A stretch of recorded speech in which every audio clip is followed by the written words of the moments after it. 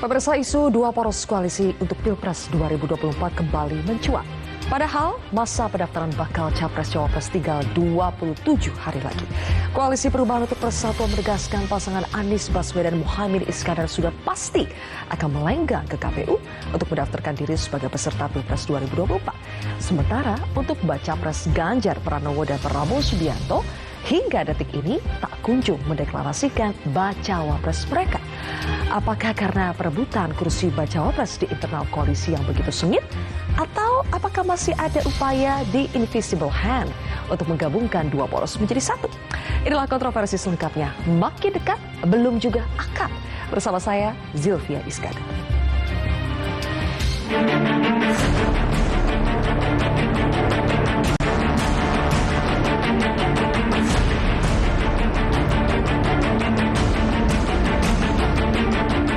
Belum tentu akan ada 3 poros. Bisa jadi 2 poros, kita tunggu nanti. Ini kan waktunya tinggal 1 bulan. 1 bulan saja. Dan calon-calonnya, partai-partainya itu saja. Hanya di situ saja apa kesulitannya untuk memutuskan.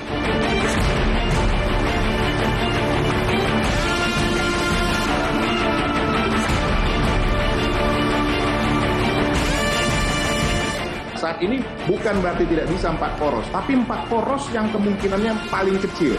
Justru yang mungkin sekarang yang kurang lebih bisa seperti 3 poros, besarnya kemungkinannya adalah 2 poros.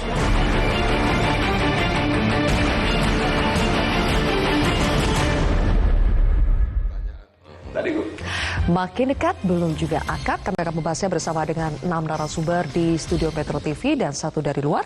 Di sebelah kanan saya sudah ada Wakil Ketua Umum PKB, ada Gus Jazilul Fawait, kemudian ada Ketua DPP PD Perjuangan Eriko Sotarduga, selanjutnya pengamat politik Adi Praitno. Kemudian di sebelah kiri saya ada Wakil Ketua Umum Partai Gerindra Ferry Juliantono, kemudian Wakil Ketua Umum Golkar Nurdin Halid, dan juga pengamat politik Ahmad Khairul Umam. Sementara dari luar studio ada juru bicara Partai Demokrat, Mas Herzaki Mahendra Putra, yang nanti akan bergabung di segmen 2. Selamat malam Bapak-Bapak, terima kasih sudah bergabung di Kontroversi Metro TV. Assalamualaikum. Waalaikumsalam, sudah minggu ketiga hat-trick kita membahas ini ya, karena belum ada juga cawapres dari kubu Prabowo dan juga kubu Ganjar. Tapi yang menarik adalah gara-gara omongan Gus Jazilul ini jadi topik di mana-mana. Ya. Gara-gara omongannya bisa saja bukan 3 poros, malah 2 poros. Ya. Itu tidak ada asap kalau tidak ada api. Asapnya apa nih? Gus Pasti Jazilul? ada apinya, tapi asapnya sudah mulai kelihatan. Apa itu asapnya? Jadi gini, di publik pembicaraannya itu sudah 2 poros memang. Poros perubahan dan poros non-perubahan. Nah, poros perubahan sudah dideklarasikan oleh Pak Anies dan Gus Muhaimin dengan partai-partai yang lahir di era reformasi, 3 partai yang tengah. Dan ini mendapatkan sambutan yang luar biasa dan membuat peta kemudian banyak berubah. Nah, koalisi yang dibangun oleh partai-partai ini sebenarnya koalisi yang dibangun oleh elit dan segelintir orang. Kami sudah pernah ngalami. 1 tahun kami nggak selesai-selesai, padahal cuma 2 partai. Dan di situ diktumnya jelas diputuskan oleh Pak Muhaimin dan Pak Prabowo itu nggak selesai. Apalagi saya lihat sekarang makin banyak, makin gemuk.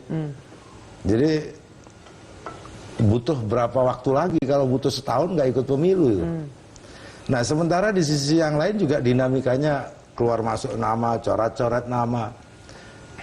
Saya akhirnya melihat bahwa ada satu peristiwa yang ketika itu terjadi di tengah sawah antara Pak Jokowi, Pak Prabowo dan Mas Ganjar. Nah, itulah mungkin yang disebut oleh Pak Eriko 2 poros. Dulu memang akan terjadi 2 poros. Bahkan petinggi PDIP ingin menyampaikan kami lebih suka 2 poros. PKB sukanya lebih dari 2 poros. Cuman saya secara pribadi begitu melihat ini kurang 1 bulan. Waktu itu bukan 1 bulan, kurang 20 hari. Ya. Akhirnya begitu kita sebut 2 poros, kemudian di DPR terjadi perubahan jadwal tuh. Jadi yang awalnya mau maju ke tanggal 10, mundur lagi ke tanggal 19. Ya. Mungkin saja seandainya ada kesempatan yang lain itu dimundurkan 1 tahun belum kelar. Oleh sebab itu, menurut saya akan terjadi kristalisasi ini nantinya karena memang di publik kemudian koalisi Amin ini dianggap menjadi pemecah kebukuan di koalisi yang lain sekaligus mengkristalkan di koalisi yang lain. Karena kemudian ini menjadi ukuran. Kalau misalkan ada pengamat, kalau tren suaranya, dan ini sudah terjadi, tren suaranya pasangan Amin itu terus menanjak, dan yang lain menurun, nah itu terjadi apa yang saya sebut 2 poros. Pede banget ini ya. Kita tanya dulu ke Bang Ferry. Bang Ferry, benarkah karena deklarasi pasangan Amin, makanya peta politik berubah, bahkan muncul kembali ide untuk menduetkan Ganjar dengan Prabowo? Kalau PKB masuk ke koalisi yang baru ini kan sebenarnya memang membuat Partai Demokrat kemudian mengambil posisi untuk tidak bergabung dengan koalisi sebelumnya, dan sekarang alhamdulillah malam ini Partai Demokrat resmi memutuskan untuk mendukung Pak Prabowo, dan setelah ini baru kemudian kita bahas soal cawapres dan lain sebagainya, termasuk juga tim kampanye bersamanya. Kalau usulan tentang 2 pasang itu munculnya dari Mas Jazalul dan Mas Eriko. Jadi sebenarnya kita dalam posisi yang sebenarnya tidak punya background yang sama seperti yang tadi disampaikan Mas Jazalul, karena kondisinya sebenarnya tidak harus terlalu terburu-buru karena kan waktunya sekarang udah diputuskan DPR tanggal 19. Jadi ya cukup waktu sebenarnya. Masih cukup waktunya ya? Cukup lah. Ini kayak mau pemilu Desember aja ini kan. Cukup waktu apa? Cukup waktu untuk mencari cawapres Prabowo dari Koalisi Indonesia Maju, kan atau cukup waktu untuk menggabungkan koalisinya Pak Prabowo dengan koalisi Ganjar? Saya nggak tahu idenya 2 pasang ini munculnya di latar belakangi dengan aspek apa, tapi kalau bagi kita koalisi yang sekarang Partai Gerindra, Golkar, PAN, Demokrat, PBB, DPSI, Gelora, dan yang lain-lainnya itu sekarang kan malam ini baru kita ini kan dapat keputusan resmi. Oke, tapi bingung kenapa? Kenapa isu 2 poros itu bisa muncul? Bingung tidak? Sebenarnya itu harus ditanya lagi kenapa tiba-tiba muncul itu dan tiba-tiba keinget lagi dengan padahal adegan sawah udah agak lama ya. Iya, jadi sebenarnya motifnya. Ya, alasan mendasar kenapa muncul ide 2 pasang itu justru harus dieksplor justru dari kubu. Jangan-jangan karena kalau 3 pasang justru punya resiko, misalkan dengan koalisinya Mas Jazalul bisa jadi itu. Jadi 2 pasang. Padahal ya realitas yang terjadi sekarang kan sebenarnya ada 3 visi itu sementara ini ya. Terus Jazilul sudah menjelaskan ya kenapa asapnya mana. Tapi mungkin saya ingin pertajam dari analisanya Mas Umam. Mas Umam, motifnya sih kenapa ini muncul lagi isu 2 poros? Padahal adegan di sawah itu sudah cukup lama. Ya, kita coba bedah satu persatu. Karena yang disampaikan Mas Jazil itu, pertama saya berpikir itu informasi spekulatif. Tetapi kemarin dalam sebuah diskusi, Mas Huda menyampaikan dari juga elit PKB, bahwa informasi itu justru diungkap oleh Pak Sekjen PDIP, Pak Hasto, dan juga elit PDIP, Pak Aryo Bimo. Nah, kalau misal memang betul itu terkonfirmasi, itu bukan informasi spekulatif, tapi bocor halus. Artinya terkonfirmasi. Nah, kalau misal kemudian memang itu adanya, maka kemudian ini memberikan repetisi ide bahwa ada strategi lama yang memang diorkestrasikan oleh salah satu kekuatan tertentu, let's say, yang ada di lingkaran kekuasaan saat ini, untuk menggabungkan 2 kekuatan besar yang merepresentasikan kelompok pro keberlanjutan. Dalam konteks ini adalah pro pemerintah. Nah, oleh karena itu, ini menjadi sebuah tantangan memang, karena bagaimanapun juga proses itu sudah dilakukan. Tetapi selalu lagi mentoknya adalah pada level ego elit, karena posisi ya, 1 dan 2 itu tidak mudah untuk dinegosiasikan. Tapi who knows, praktis dari sisi timeline, Mbak Zilvia, sekarang sudah tinggal 1 bulan, dan 1 bulan itu adalah upaya yang paling final, saya rasa, dari let's say Pak Jokowi dan lingkarannya untuk mencoba mengawinkan dua kekuatan itu, siapa tahu memungkinkan dilakukan proses akad. Tetapi ingat, sudah dekat, belum tentu akad. Tapi kalaupun sudah akad, masih memungkinkan untuk cerai. Ya, jadi Seperti yang lalu ya. seperti yang sudah ada dua Sudah akad, kali. bisa saja rungkat gitu ya. Dua pasangnya ini karena alasan apa? Oke. Nah, ini menjadi situasi yang memang penuh dengan ketidakpastian. Jadi kita dihadapkan pada sebuah political uncertainty yang memang ya situasinya seperti itu. Baik. Nah, akan tetapi kita berharap proses itu bisa segera diselesaikan Ya. dan 1 bulan kemudian kita bisa melihat poros yang final seperti apa dan hasil survei kita kemarin di bulan Juni sempat dulu diskusikan dengan Gus Jazil. Kalau misal kemudian poros pro perubahan berlawan dengan poros pro keberlanjutan, kalau let's say ini menjadi dua kubu kekuatan berbeda, Porosnya masih perubahan apa enggak ini? Tanya lagi. wallahu alam. Maka dari angka dari hasil temuan kita di kelompok pro keberlanjutan itu angka 60%, sementara pro perubahan itu di angka 40%. Nah, kalau misal demikian, maka saya coba cermati, barangkali Baik. Mas Jazil ini dari pesantren, ada dalam ilmu nahwu itu ada kaidah tentang apa namanya mafhum mukhalafah. Jadi pemahaman terbalik. Barangkali Mas Jazil menyampaikan itu sebagai sebuah leaking information, tetapi bukan itu yang ingin diungkap. Beliau ingin menyampaikan jangan sampai poros perubahan itu terjadi. Jadi ini bagian dari strategi PKB supaya kemudian dibongkar aja, diungkap supaya strategi dua poros tidak terjadi. Untuk apa? Kepentingan dan kemaslahatan kelompok pro. Oh, sengaja gitu ya. Gitu gak, Gus?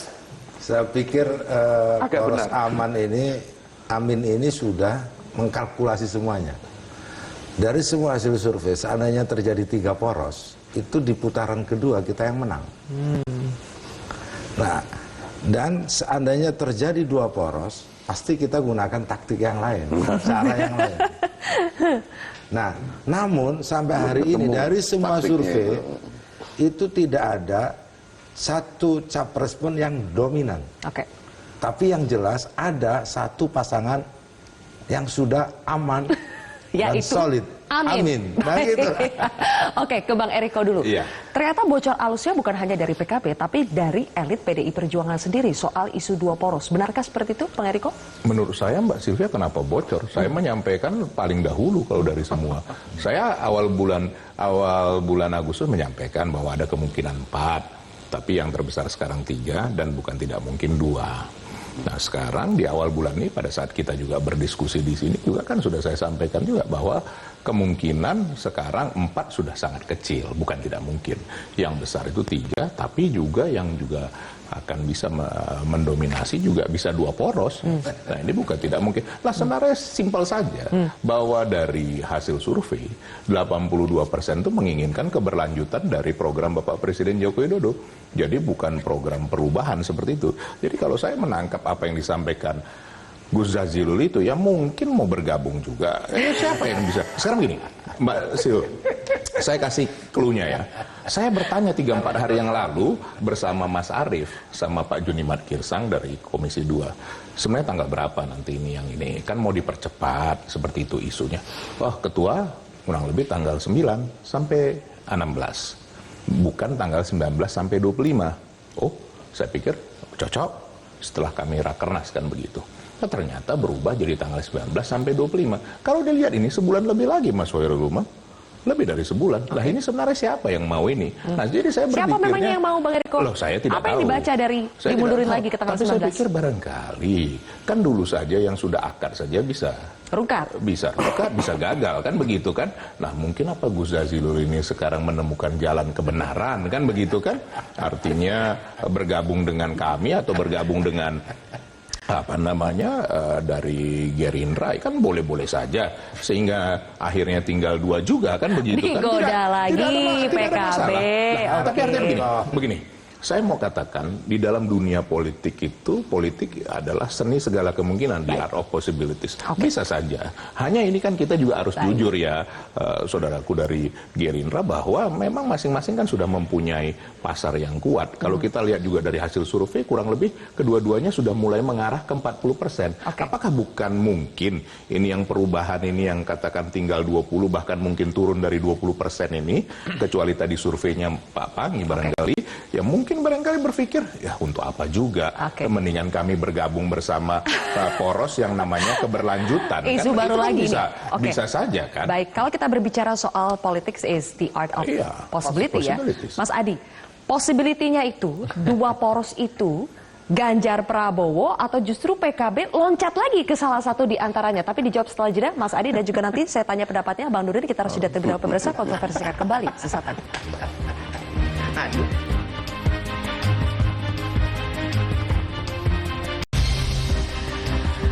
Mas Adi, kalau kita bicara kemungkinan, seberapa besar kemungkinan terjadinya dua poros, dan sebetulnya dua poros itu poros yang mana dengan yang mana? Kalau saya secara prinsip ya Mbak Zilvia, dua poros ini sangat mungkin terjadi kalau sang mastermind, invisible hand, Pak RT dan Pak RW ini yang kemudian mengendalikan segala-galanya. Kan ada kecenderungan partai politik ini kan diorkestrasikan oleh kekuatan besar itu secara umum ya. Kalau itu yang terjadi maka dua poros ini, mau Ganjar Prabowo atau perubahan ini kemudian bubar jalan bergabung dengan Prabowo ataupun Ganjar, itu bisa terjadi. Itu secara prinsip ya, itu yang pertama. Yang kedua, kalau kita membaca dan mencoba untuk mendiagnosa persoalan dua poros ini kan sebenarnya lama sekali terjadi. Bahkan sebelum ada foto bersama antara Jokowi, Ganjar dan Prabowo ya. Kenapa asumsinya? Satu, karena ingin menghindari keterbelahan. Yang kedua, katanya ingin menghemat anggaran. Yang ketiga, biar satu putaran. Asumsi-asumsi ini yang kemudian sebenarnya ingin diperkuat. Saya membayangkan dua poros ini terjadi kalau terjadi perkawinan antara Ganjar dan Prabowo Subianto. Lawannya adalah poros perubahan. Kan itu yang dibayangkan. Kenapa kalau itu terjadi? Bisa dipastikan tidur saja Ganjar sama Prabowo ini bisa menang dalam Pilpres. Itu kan argumen-argumen yang didasarkan oleh begitu banyak realitas politik. Dulu begitu argumennya. Kenapa? Kalau saat ini agak ada kerumitan, sekalipun politik itu adalah seni kemungkinan, tapi menggabungkan antara Ganjar dan Prabowo, ini adalah kemungkinan-kemungkinan yang tidak mungkin. Itu rumit. Dulu mungkin elektabilitas Ganjar dan Prabowo agak sedikit jauh, tapi belakangan kan relatif agak kompetitif. Bahkan Prabowo cukup confident bahwa elektabilitasnya akan mengungguli Ganjar dalam berbagai tertentu. Oleh karena itu, ini yang saya sebutkan, ketika teman-teman ada yang kemudian seperti Gus Jazilul bilang dua poros, seakan-akan ini kan kontroversinya yang jadi wakil itu adalah Prabowo Subianto. Sorry to say, bagi teman-teman Gerindra itu cukup mengganggu, Gus. Itu sama halnya mendowngrade Prabowo Subianto yang memang style politiknya itu bukan wakil presiden, tapi nomor satu. Sekalipun kalah bertanding dua kali. Oleh karena itu, saya membaca, ini bisa bersanding keduanya kalau ada sang mastermind yang bisa mengorkestrasikan keduanya. Yang ketiga, kunci Ganjar dan Prabowo ini bisa bersanding, Prabowo mau dan Gerindra mau. Oke, mastermind-nya siapa? Bu Mega atau Pak Jokowi? Wallahu a'lam bishawab. Nggak berani kita menyebutnya. Kan selama ini porosnya Prabowo ini kan selalu mengklaim bagian dari timnya Jokowi, bukan dari timnya Megawati. Ya. Publik sudah bisa menangkap persoalan Prabowo kemana arah politiknya, kan orang menebak. Pertanyaannya adalah apakah Prabowo mau gitu, kira-kira begitu, bicara sebagai orang nomor 2, sebagai pendampingnya Ganjar Pranowo untuk kepentingan 2024. Baik. Sekalipun itu diminta oleh sang orkestrator itu mau atau tidak. Kalau yang lain-lain kelihatan mau, tapi untuk urusan nomor 2 ini perlu diuji iman politisnya. Nah, yang ketiga yang ingin saya sampaikan, Gus Jazilul ini pandai. Kenapa mencoba untuk mengawinkan antara Ganjar dan Prabowo kembali? Supaya poros Amin ini nggak diganggu. Landing dulu dia melawan poros perubahan. Nggak peduli Pilpres kalah menang. Yang penting Gus Muhaimin, Anies itu menjadi salah satu kontestan. Pasti yang diincar itu kotel efek. Kalaupun toh tak dapat hiu, minimal teri adalah di dalamnya. Kan itu yang terjadi. Ini kan soal kotel efek. Itu yang kemudian saya bayangkan soal bagaimana poros pertama dan poros kedua itu. Kita Tapi hati-hati Gus. Saya kalau bisa usulkan, jangan pakai poros Amin. Takutnya besok muncul istilah bid'ah lagi itu loh Gus. Dan itu disampaikan oleh Menteri Agama, tak gampang itu untuk menghilangkan istilah bid'ah. Bid'ah itu konotasinya dia merusak. Ya. Dan tidak membangkitkan semangat dari teman-teman Amin itu. Oke, sebelum kita masuk ke situ ya, saya tanya dulu ke Bang Nurdin. Bang Nurdin, tentu ini bukan hanya keputusan dari Pak Prabowo seorang kalau misalnya mau dilanjutkan lagi soal ide Ganjar Prabowo. Tapi gerbong yang dibawa Pak Prabowo ini kan sudah banyak berat. Ada Golkar, ada PAN, ada Demokrat dan juga partai-partai lainnya. Golkar memangnya mau jadi dua poros? Kalau kita lihat realitas politik ya, tidak ada alasan objektif maupun subjektif untuk Prabowo mau bergabung dengan dia nomor 2. Itu sama sekali, sekalipun politik itu segala kemungkinan bisa terjadi. Tapi kalau ini, kemungkinan tidak mungkin terjadi. Gitu. Dengan tadi, ini sudah koalisi Indonesia Maju sangat solid, dengan kehadiran Demokrat juga malam ini, itu akan menambah kekuatan dan semakin mensugesti spirit baru, kekuatan yang luar biasa untuk koalisi Indonesia Maju. Jadi kalau ada orang yang sekarang mewacanakan, bukan beliau ini, kalau beliau ini kan hanya komentar di luar aja itu. Hentikanlah itu. Kenapa? Karena gini, kalau kita lihat secara survei juga ya, kehendak rakyat itu 3 poros. Itu kehendak rakyat. Dari awal dan sejak tahun lalu saya termasuk orang yang selalu mengatakan kedaulatan di tangan rakyat. Kedaulatan bukan di tangan partai-partai, bukan di tangan elit. Oleh karena itu, karena kedaulatan di tangan rakyat, maka berilah ruang gerak, berilah alternatif beberapa politik kepada rakyat untuk menentukan pemimpinnya. Maka saya tidak pernah setuju 2 poros. Nah, kalau tanya Partai Golkar, mungkin kita bisa mempertimbangkan kalau Pak Prabowo calon presiden.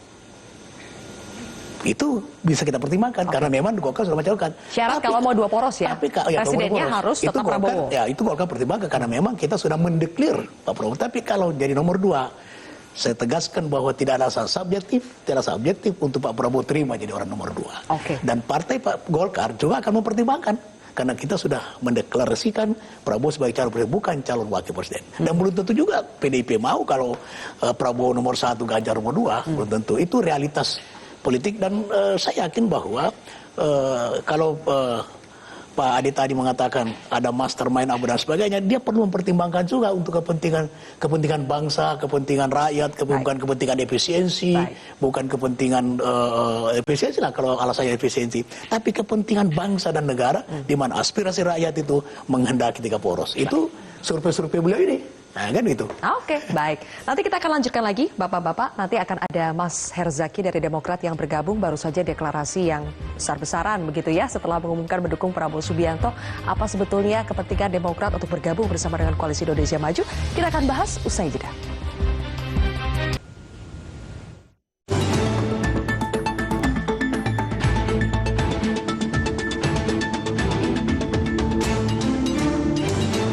Didukung oleh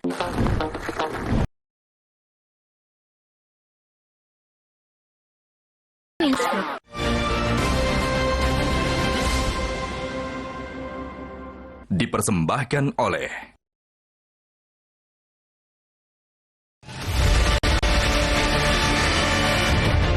mengenai wakil presiden, kita juga sudah sepakat kita akan terus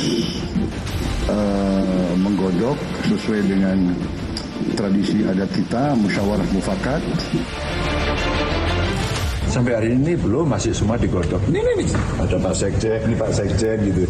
Beliau ini yang hari ini intent, saya juga ikut komunikasi. Jadi kami semua berembuk dan tentu kami sedang berbincang masalah itu. Sabar.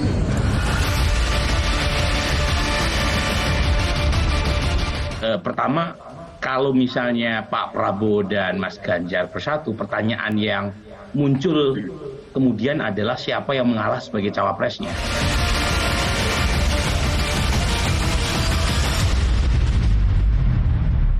Kami lanjutkan kembali kontroversi. Pemirsa, sudah bergabung juru bicara Partai Demokrat, Mas Herzaki Mahendra Putra. Mas Zaki, selamat malam. Ya, selamat malam. Baik. Mas Zaki, akhirnya Demokrat berlabuh ke Koalisi Indonesia Maju ya, akhirnya lagi-lagi mendukung Pak Prabowo. Pertanyaannya, setelah Demokrat mendukung Prabowo, malah muncul isu bahwa bisa terjadi dua poros, dan poros itu adalah penggabungan antara Koalisi Indonesia Maju dengan koalisinya Ganjar. Pendapat Demokrat seperti apa?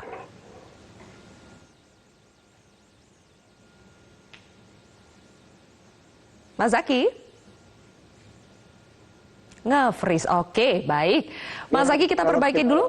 Sudah bisa sambungan dengan Mas Zaky? Karena maupun kalau kami ini sudah, oke. Diulangi lagi, Mas Zaky, karena tadi nge-freeze. Boleh diulang lagi?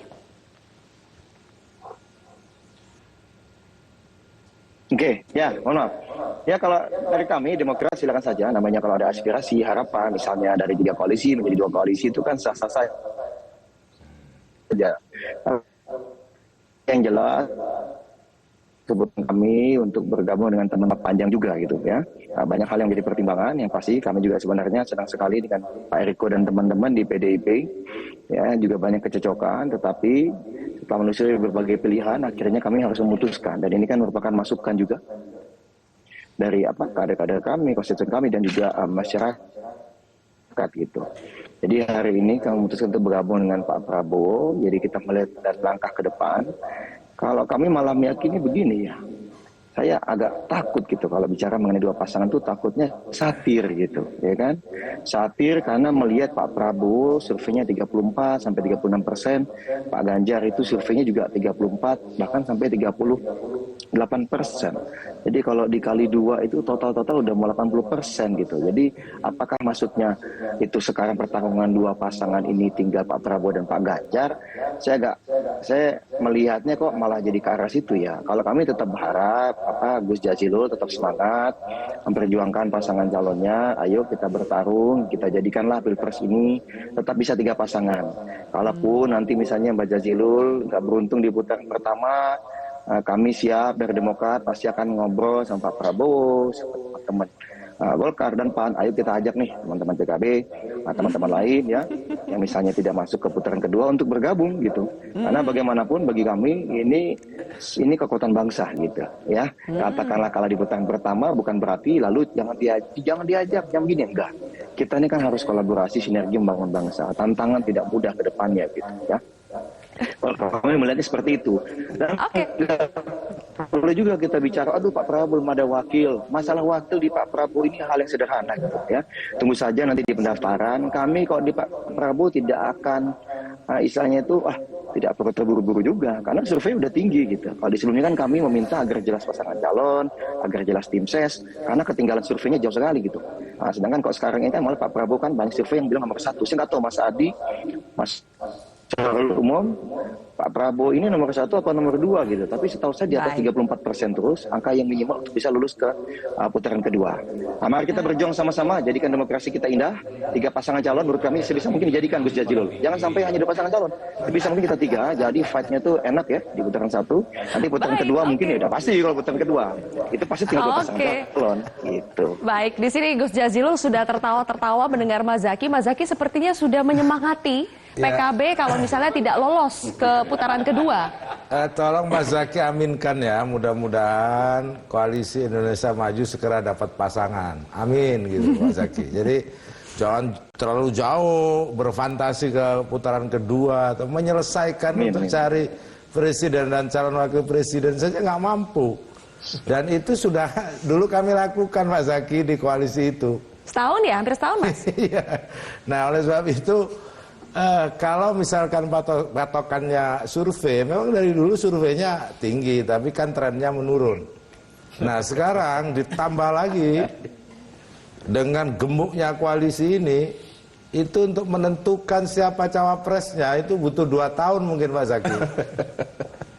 Kalau kita mengaca pada pengalaman yang lalu, jadi kita setahun nggak clear itu 2 partai, ini sekarang 7 partai. Bagaimana cara mengambil decision-nya? Makanya kata Pak Adi Prayitno tadi mungkin ada mastermind-nya baru bisa tuh. Bang Nurdin? Waktu 2 partai itu memang sulit memutuskan karena pilihannya tidak banyak. Sekarang ini tidak sulit. Kenapa? Pilihannya banyak. Sekarang aneh gimana cara logikanya itu? Kalau dulu sulit karena memang pilihannya terbatas itu. Kalau dulu bukan memilih, memutuskan. Kalau sekarang memilih. Sekarang memilih. Memilih pilihannya banyak sekali, hanya faktor momentum. Nah, insya Allah waktu tidak terlalu lama, Pak Prabowo akan memutuskan. Kapan itu? Saya doakan supaya cepat. Ya paling lambat akhir tahun ini. Paling lambat akhir bulan September ini, itu paling lambat koalisi Indonesia Maju sudah akan ada pasangan. Supaya ini koalisi Indonesia Maju juga seluruh fungsionaris partai dari semua koalisi itu akan bergerak dinamis untuk menangkan Pak Prabowo. Pak Erlangga wapresnya. Terima kasih itu amin kalau itu. Ini dari tadi mendoakan supaya disambut dengan amin. Itu maksudnya. Sudah, jadi kita menyambut semoga dijabah oleh Allah Subhanahu wa taala. Koalisi ini memilih Pak Erlangga sebagai Wapres. Tapi itu doa yang jebakan sebenarnya. Kalau Prabowo dengan Pak Erlangga sangat gampang dilawan oleh Anies dan Muhaimin. Itu kalkulasi politiknya. Ya, tapi survei membuktikan. Jadi Gus Jazilul ini apapun statementnya ke Bang Nurdin jangan diaminkan semua. Itu jebakan statement. Hanya khusus untuk Pak Erlangga jadi calon wakil presiden. Itu kita aminkan itu. Dan survei membuktikan kalau Pak Prabowo pasangan Pak Erlangga itu mengalahkan Anies, mengalahkan Ganjar. Itu survei LSI. Yang saya dulu ikut membahasnya itu. Oke. Baik. Bang Ferry, benarkah dulu ketika pilihannya cuma satu sulit memutuskan? Sekarang pilihannya banyak, Pak Prabowo kan mudah memutuskan. Waktu itu kan masih lama kemarin waktu itu, terus kemudian proses pembentukan untuk mengajak partai-partai yang lain. Nah, masih dalam tahap itu, kemudian tiba-tiba ada PKB bergabung dengan koalisi yang lain gitu. Jadi sebenarnya tahapnya ya semua masih tartil sesuai dengan jadwal yang memang sudah direncanakan dari sejak awal. Jadi dan PKB yang tidak sabar? Masuk partai. Ya, saya nggak tahu. Jadi memang ini kan problem PKB sendiri. PKB yang tidak sabar, PKB menemukan cita-citanya. Itu kalau sudah menemukan cita-citanya, sebenarnya kan nggak perlu ngomentarin persoalan koalisi yang lain sebenarnya gitu. Jadi kelihatannya belum ketemu cita-citanya, ya kan? Gitu. Nah, tahapnya ya sekarang Partai Demokrat gabung, bisa jadi nanti ada partai yang lain yang juga masih kita tunggu untuk nambah lagi kekuatan. Kita kan juga harus menghargai proses itu, dan partai setelah lain itu yang mungkin masih ada yang mau menambah kekuatan lagi ke koalisi Indonesia Maju. Ada dong. Oke. Apakah jadi, ini terkait dengan maksud saya ya itu kan nanti baru kita ngomongin nanti soal Jawapresnya, pilihannya, opsinya banyak, timbangannya banyak, ya gampang kok. Udah. Apakah termasuk ini yang disampaikan oleh Mbak Puan? Kita lihat statement Mbak Puan seperti apa. Nah, di plasma kita munculkan ya. Puan Maharani bicara peluang Ganjar mengalah jadi bakal cawapres Prabowo. Kita lihat 1 bulan ini. Ini sudah lo. Nggak bahaya ta, Bang Eriko? Yes. Why? Lo, nggak bahaya ta begini? Loh, jawaban Mbak Puan kan jelas. Kita lihat 1 bulan ini. Tadi saya sudah sampaikan di awal bahwa ini menarik. Bahwa tadinya mau diputuskan tanggal 9 sampai 16, lah kenapa diundur lagi jadi tanggal 19 sampai 25? Kan ini ada berarti pihak-pihak yang memang menginginkan ini lebih panjang lagi untuk bisa menjadikan ini menjadi 2 calon 2 poros. Dan Mbak Puan menyambut hal ini sangat wajar kalau menurut kami. Memang saya sudah dari awal sampaikan 1 bulan ini sampai ini perkembangannya luar biasa. Nanti tunggu Mbak Sylvia 1-2 minggu ini apa yang akan terjadi. Saya mau kasih kode nih. Saya mau kasih satu clue bahwa ada bisa juga terkait dengan aturan main, aturan hukum. Kita kan tidak tahu. Aturan main, aturan hukum. Bisa saja. Apa putusan MK? Saya nggak tahu. Nanti kan biar aja waktu yang menjawab, kan bisa saja aturan ini. Hukum itu kasus hukum. Kasus hukum? Saya tidak tahu. Nah itu kan dari Mas Hoirul Umam yang menduga-duganya. Kalau saya tapi katanya ngasih clue. Katanya tadi Bang Eriko mau ngasih clue. Aturan main, aturan hukum kan bisa saja ada yang terjadi pada waktu-waktu dekat. Ini kita tunggu saja. Oke, Mas Umam, kalau membaca dari statement ini, tanda-tanda alam apa yang mungkin terjadi? Kalau misalnya kita cermati sikap dari PDIP yang direpresentasikan oleh Mbak Puan, sebenarnya ini menegaskan ada upaya negosiasi ulang. Dan kenapa kemudian proses negosiasi itu masih dilakukan? Ya, ada sesuatu yang belum selesai. Dan kalau misalnya kita cermati, coba kita setback kembali. Kalau misal kita cermati elemen kekuatan besar yang mencoba untuk mengawinkan ini, let's say Pak Jokowi. Karena bagaimanapun juga kalau misal kita tadi ya, kembali ke apa yang terjadi pertemuan di tengah sawah di Kebumen gitu. Yang kalau itu direpresentasikan keinginan PDIP, harusnya narasi yang terbangun waktu itu adalah Ganjar Prabowo. Fakta menegaskan, let's say kita kembali ke social network analysis, yang menguat waktu itu adalah Prabowo Ganjar. Dan itu adalah manifestasi dari aspirasi kekuasaan di lingkaran kepresidenan. Nah oleh karena itu rasanya ini masih mencoba untuk melakukan negosiasi ulang. Who knows? Mungkin terkait dengan informasi tadi, mungkin Pak Jokowi sudah mengantongi berbagai macam data intelijen yang bisa kemudian mencoba untuk menegosiasikan ulang PDIP untuk kemudian berubah strategi atau seperti apa. Karena fakta politik per hari ini Mbak sangat berbeda dengan situasi ketika dulu let's say 3-4 bulan yang lalu. Di mana dulu betul-betul PDIP cukup powerful, tetapi realitas polar pembentukan kutub koalisi per hari ini, sorry to say, memang PDIP berada pada satu peringkat yang mungkin tidak sesuai dengan ekspektasi. Pak Prabowo, meskipun tadi dikatakan gemuk, tetapi fakta di atas kertas, dia mengantongi 45% suara. Kemudian diikuti koalisi perubahan, Anies Muhaimin dengan kekuatan sekitar 29% suara. Kemudian PDIP dengan P3, 25% suara. Kalau situasi ini kemudian berkembang, lalu kemudian let's say yang kalah di atas kertas adalah Anies Muhaimin, maka besar kemungkinan kita lakukan peta ulang, maka tidak ada ideological resistance bagi elemen-elemen partai di dalam Muhaimin dan Anies ini untuk bergabung ke Prabowo Subianto. Jika kemudian itu terjadi, maka PDIP berpotensi kalah di level Pilpres dan juga Pileg. Nah, supaya kemudian ini tidak menjadi beban bagi Pak Jokowi, apalagi beliau adalah petugas partai dari PDIP, maka tanggung jawab moral dalam konteks ini adalah kembali meletakkan basis negosiasi antara PDIP dengan Gerindra itu sendiri. Baik, Mas Adi, jadi mungkinkah PDIP mengalah membiarkan Ganjar menjadi orang kedua? Saya memulai dari statementnya Mbak Puan Maharani. Ini adalah membuka ruang komunikasi sebenarnya dengan Gerindra atau siapapun yang bisa bicara dengan Prabowo Subianto. Karena selama ini bicara soal mengawinkan antara Ganjar dan Prabowo seakan-akan ini nggak selesai. Karena PDIP dipersepsikan tidak mungkin jadi orang nomor 2. Menjadikan Ganjar sebagai cawapresnya Prabowo. Ini kan bahasa politik yang menurut saya bersayap. Supaya Gerindra Prabowo Subianto mau lagi bicara tentang kemungkinan mengorkestrasikan siapa nomor 1 dan nomor 2. Kalau PDIP, kita tahu persis bahwa yang bisa menentukan apakah Ganjar nomor 1 ataupun nomor 2, Megawati Soekarno Putri. Nggak ada yang bisa membantah. Pertanyaannya adalah, Bang Ferry, Gerindra ataupun Pak Prabowo Subianto, kita bertanya, apakah ini betul hanya bisa diorkestrasikan oleh Prabowo Subianto sendiri, ataukah oleh Pak Jokowi? Karena orang juga tahu bahwa komunikasi politik Prabowo dengan Pak Jokowi, ini tanpa batas apapun. Bahkan Prabowo mungkin sampai hari ini satu-satunya capres yang selalu mengatakan tegak lurus dengan Pak Jokowi. Oleh karena itu Prabowo nomor 1 ataupunkah nomor 2 ya tergantung dengan Jokowi yang sering kita sebut sebagai mastermind, invisible hand dan seterusnya. Nah ya, akhirnya sekarang keluar nama semua kan. Akhirnya tidak invisible lagi. Dan itu yang kemudian bisa disambut. Artinya apa? Kan tinggal diuji Bang. Apakah Prabowo Subianto akan tegak lurus dengan Jokowi kalau diminta jadi orang nomor 2 misalnya? Itu kan ujian yang sesungguhnya. Nah, kalau itu menurut saya tidak akan mungkin terjadi. Tidak mungkin Pak Prabowo menerima nomor 2 itu. Pertama ya, sekarang kekuatannya luar biasa. Survei juga dia tertinggi sekarang. Berarti mengawinkan ini memang jadi ilusi. Bukan ilusi. Tapi kalau untuk menjadikan dia nomor 2 itu tidak mungkin. Itu dengan kekuatan yang dimiliki oleh Pak Prabowo sekarang, dengan beberapa partai koalisi Indonesia Maju sekarang ini, kemudian secara survei beliau di atas, yang kemudian faktor umur. Beliau tidak ada kesempatan, bukan tidak kesempatan, tapi sulit kesempatan untuk berikutnya untuk menjadi calon presiden. Ngapain sekarang terima jadi calon wakil presiden? Kesempatan Prabowo untuk calon presiden kali ini.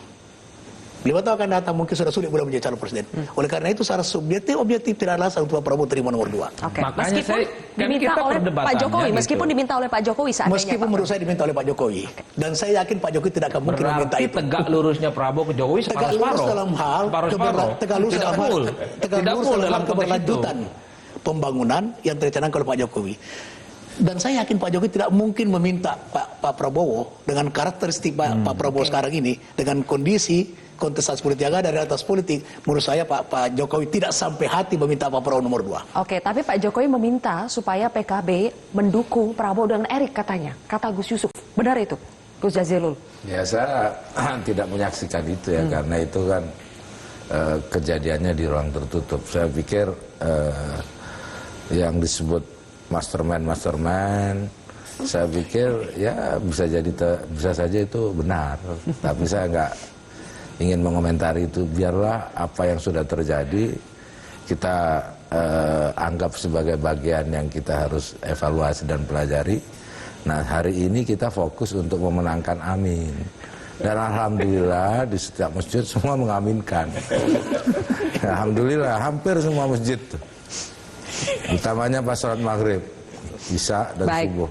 Oke. Ya, Pak Eriko kenapa? Saya mau sampaikan ini. Jadi ini menarik. Saya menarik apa yang disampaikan Mas Adi Pre maupun juga Mas Hoirul Umam. Ini kejadian ini persis seperti 2014. Dan menurut saya ini bukan suatu kejadian yang kebetulan. Di 2014 juga seperti itu. Kami di dalam posisi yang sangat dikeroyok. Jadi begini, saya mau ingatkan, PDI Perjuangan ini sudah terbentuk dengan segala proses yang pahit, yang berdarah-darah di tahun 98, 99. Jadi bagi kami, saya harus jujur menyampaikan, nanti boleh ditanyakan ke semua kader PDI Perjuangan. Sebenarnya kondisi ini sangat menguntungkan, jujur saja. Kondisi yang mana? Saat ini. Artinya begini. Belum ada bacawa presnya? Itu sebenarnya di 2019 juga diputuskan pada akhir, tidak ada masalah dalam hal itu. Itu hal yang biasa. Nah, tapi apa? Bahwa dijepit dari segala hal. Nah, saya tidak tahu. Apakah Bapak Presiden Joko Widodo sebagai kader utama partai, saya berbeda dengan Mas Hoirul Umam, memang menghendaki hal ini, bisa saja kan, bahwa PDI Perjuangan memang harus dikeroyok bersama bersama kerjasamanya, dan ini nanti yang mengakibatkan, nah kalau mau jujur ini kita sekarang membahas secara data, hasil survei membuktikan Mas Ganjar rebound loh. Itu nyata. Sekarang selisihnya, selisihnya Bang, sekarang sudah jauh di bawah, cuma tinggal 1%. Dan saya yakin, ini kalau di survei akhir bulan ya atau awal bulan depan, pasti sudah melampaui. Kenapa saya mau sampaikan begitu? Karena memang masyarakat melihat. Dengan melihat itu maka tidak mungkin Pak Ganjar nomor 2 kan? Loh, saya mau sampaikan bahwa itu hasil keputusan Kongres yang dijalankan oleh Ibu Mega. Abang juga sudah tahu itu. Mas Adi bisa Kongres dengan artinya begini, bahwa hal ini hal yang sangat wajar. Nanti apakah akan muncul tetap 3 poros atau 2, bisa saja. Mengenai siapa yang ini, kalau kami yakin dengan kerjasama kami survive dalam hal ini. Dan persis ini seperti 2014. Ini menarik ini nanti kita lihat. Betulkah persis, karena tadi ada clue soal aturan hukum, aturan itu mungkin bisa lagi terjadi kejutan lagi di sisa kurang dari 1 bulan ini. Kita akan bahas lebih jauh pemirsa, usai kontroversi. Usai jeda berikut ini. Udah kompak ya satu koalisi. Bang Ferry, pertanyaan dari Mas Adi tadi. Memangnya kalau Pak Prabowo tegak lurus dengan Pak Jokowi, apakah sampai dalam tahap kalau seandainya diminta untuk menjadi cawapresnya Ganjar? Yang pertama, sekarang dengan masuknya Nasdem, PKB di dalam satu koalisi bersama, saya juga dengar justru dari PKB sendiri yang menginginkan perubahan jadi koalisi pembaharuan dan keberlanjutan. Jadi sebenarnya semua koalisi ini mainstreamnya ingin keberlanjutan. Jadi mengenai soal apakah nanti 3 pasang atau 2 pasang, ini masih ada waktu yang cukup. Tapi menurut saya sekarang kita udah dalam suasana kompetisi yang sama idenya, ingin ada keberlanjutan, yang segala macam yang justru tegak lurus kita kepada Pak Jokowi sebagai presiden sekarang adalah menindaklanjuti hal-hal yang sudah baik yang sudah Tapi pertanyaan saya tadi, oleh Pak. Tegak lurus kalau diminta untuk cawapres bagaimana?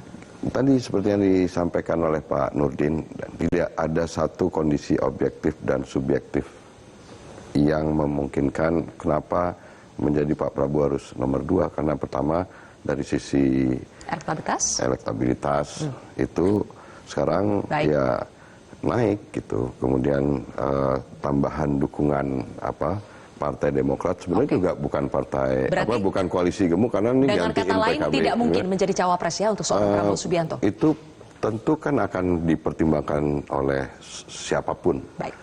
baik mastermind dan siapapun. Baik mastermind, belum ada jawaban yang pasti nih, yang tegas. Justru kan kita sebagai pihak yang sekarang menerima respon. Tadi ada pernyataan Mbak Puan, ada pernyataan Mas Eriko, ada pernyataan Mas Zalul yang punya ide tentang 2 pasang ini. Baru malam ini kita tahu tentang ide ini. Masa sih baru tahu, Bang Eriko? Dari tadi itu disebut mastermind. Dan sudah terungkap sebetulnya yang disebut mastermind dari tadi itu siapa? Ya. Pak Jokowi yang merupakan kader dari PDI Perjuangan. Ya, atau Bu Mega? Ini gimana ini? Buat kami kan Pak Jokowi dan Bu Mega itu kan adalah satu. Pak Jokowi ada kan juga diberikan kesempatan mahkota yang utama dari Ibu Mega. Itu jelas. Kalau saya begini saja Mbak, karena waktu durasi yang begini singkat ya. 2-3 minggu ke depannya akan terjadi hal-hal yang menarik. Apa sih nanti Bang Eriko? Saja. Karena ada waktu prosesnya.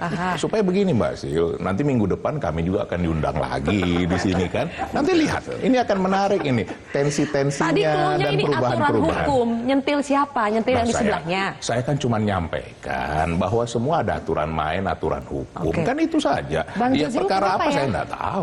Soalnya kan kita tahu Gus Muhaimin habis diperiksa KPK. Ini ngomongin soal aturan hukum. Ya, apa ini maksudnya? Ya kita tentu pasti akan menghormati setiap aturan, termasuk aturan hukum. Tapi jangan menggunakan hukum sebagai alat politisasi. Yang jelas apa yang saya sampaikan soal prediksi ini bisa nanti dibuktikan kira-kira di awal Oktober, minggu pertama. Kalau itu tidak terjadi, berarti tidak terjadi 2 poros. Kira-kira penanggalan saya itu di Oktober itulah akan terjadi 2 poros. Karena? Hilalnya kelihatan. Ada apa? Karena memang agak kesulitan memutuskan, maka akan diputuskan oleh 1 orang nanti di situ. Siapa? Ya saya nggak akan menunjuk itu. Biarlah Pak pengamat yang menunjuk. Karena saya bukan pengamat. Kalau saya dalam sisi Wakil Ketua Umum PKB, saya berharap 3 poros. Namun ada yang menghendaki 2 poros. Dan dalam prediksi saya. Deadline-nya adalah 2 hari sebelum masa pendaftaran. Enggak, kira-kira kalau 19 ya minggu pertama sampai kedua situ. Oke, jadi masih ada kemungkinan yang masuk atau keluar dari koalisi sehingga terbentuk 2 poros. Pasti. Baik, kita akan lihat ya, kita buktikan masih ada 3 minggu mungkin akan kita bahas lagi nih. Ini beneran akad atau justru rungkat ya. Terima kasih Bapak-Bapak sudah bergabung bersama kami di Kontroversi. Kita akan lihat kejutan-kejutan apa yang terjadi dalam 2 atau 3 minggu nanti. Saya Zilvia Iskandar pamit undur diri. Sampai jumpa.